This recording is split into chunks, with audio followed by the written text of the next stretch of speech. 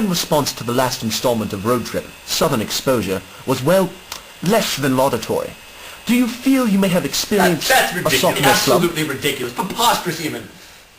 The fans that said that are not true fans. Indeed, absolutely. No true fan could ever see episode 2 and think it was anything but magnificent.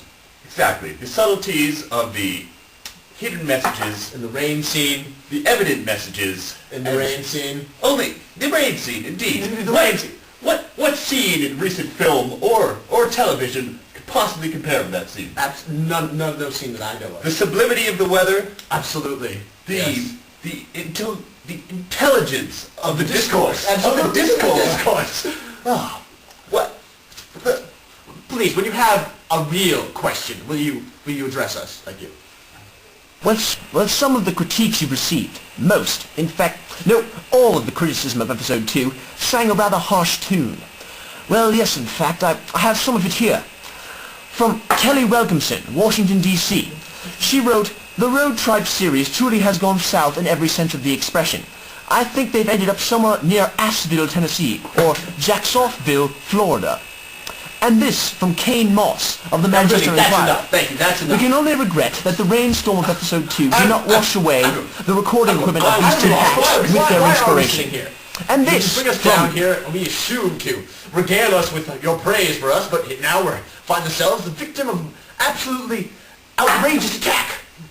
Honestly, I doubt you could find us 100 fans.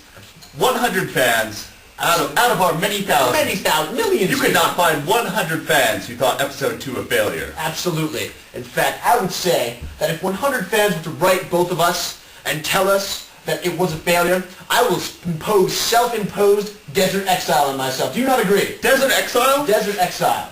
Worst. The worst you could think of. Anything. We'll do anything. Anything at all. 100 fans, and we will do whatever it is. A desert exile. We will do a desert exile. Desert if exile. 100 fans will write to us and tell us Absolutely. that episode 2 of Road Tripe was tripe. Was Tripe. Agreed. Cheers. Well, in Kansas, here's Amanda. We equipped her with the things she's going to need to get through vet school. As you can see, she'd already equipped herself. But Step ahead, the old girl. always one step ahead of the game, and she's going to need to stay that way if she wants to succeed in 4 years. Kansas. This is her spirit animal, her familiar. She sends it in to do her most grueling tests. She's able to shapeshift at will during the full moon. The Mando and the Familiar. Both. Yes. One into the other. One of the things you learn in road tripping is to ignore the small problems as long as possible. And we've been re-inflating this tire, which has a slow leak probably once every 2 days or so, whenever we pick up some new gas.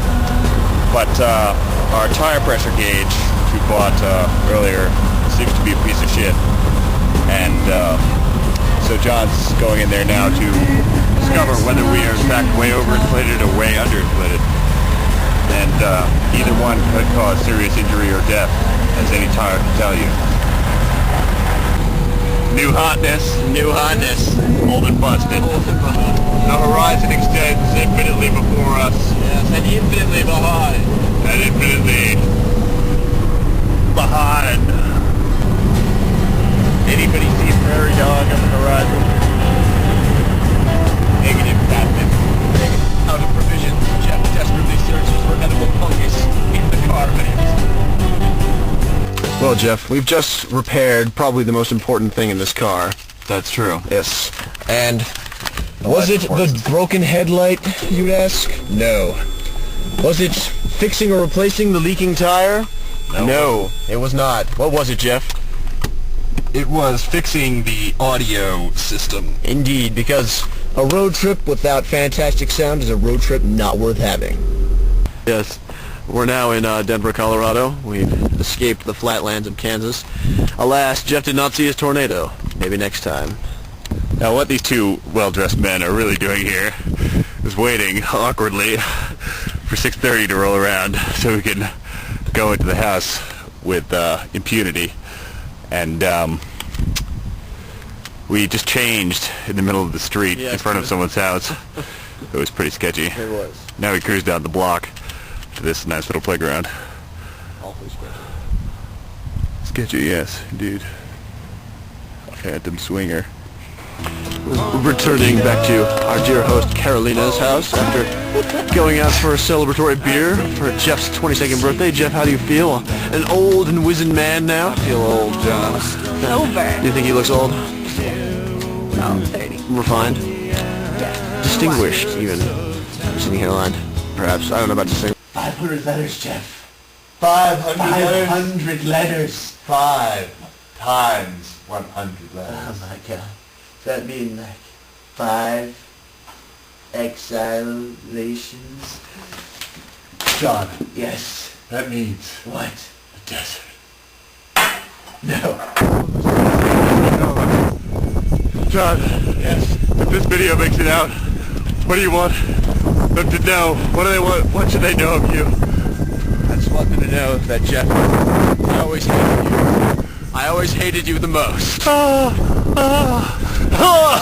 Film after set our differences in combat, Jeff and I have determined that the best course of action is to go to the tallest dune and find out where we are. Or at least that's what I've told Jeff, because I whooped him. Dad! Where?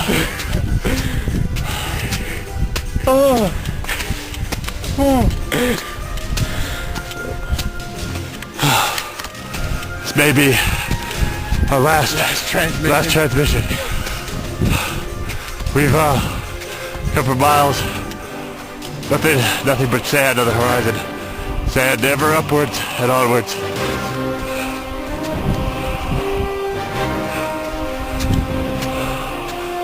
Those trees back there were just a mirage. You know, Mirage so powerful. sign of life. Oh my God. John, Yes. perhaps we could suck some water out of this grass.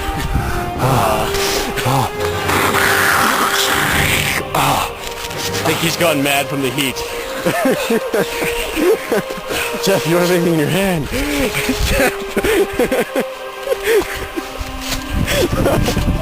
Yes, I've seen this before.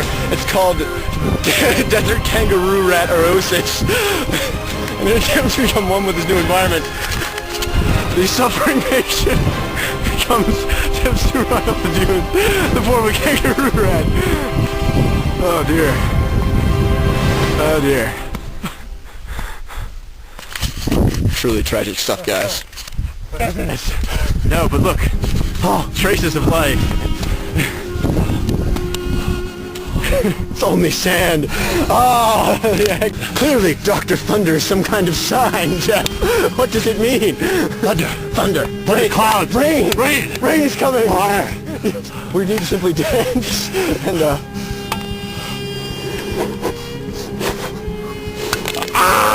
Jeff, no, you can see this, but in the distance, not only water, civilization, salvation indeed. Dr. Thunder, we sacrifice unto you. Thank you, Dr. Thunder. But it's all mirage. Dr. Thunder is a false can, a false idol. You heard of Dr. Thunder? Dr. Pepper, the great Dr. Pepper. But who's Dr. Thunder? And why, in God's name, are my feet so hot? Off in the distance, fierce nomads. Perhaps come and kill us to drink our blood.